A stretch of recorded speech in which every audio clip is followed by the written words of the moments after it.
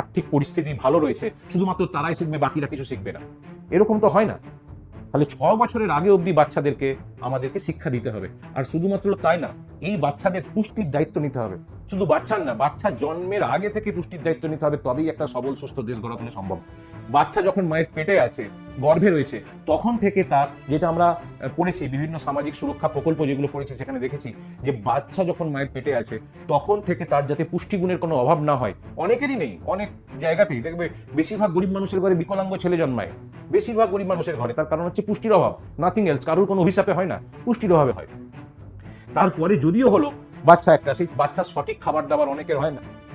তাদেরকে কি করতে হবে? তাদেরকে একটা শিক্ষার জায়গাতে নিয়ে যেতে হবে এবং তাদের ন্যূনতম পুষ্টির ব্যবস্থা করতে হবে। তার জন্য ডাল আছে, তার জন্য ডিম আছে, এবং অনেক সময় এগুলোকে অনেকগুলো ভাগ আছে, ঠিক আছে, বিভিন্ন ধরনের বিদ্যাবটিকা বলা হয়, অঙ্গনওয়াড়ি বলা হয়, অনেক জায়গায় খিচুড়ি স্কুল বলে, বিভিন্ন ভাগ আছে, ICDS আছে, এর মধ্যে বিভিন্ন ভাগ আছে, এবং তারা সমস্ত তাদেরকে দায়িত্ব দেওয়া আছে, যারা কাজ কি, যে 6 বছর বয়স অবধি শিশুদের প্রাক প্রাথমিক শিক্ষার ব্যবস্থা করতে হবে।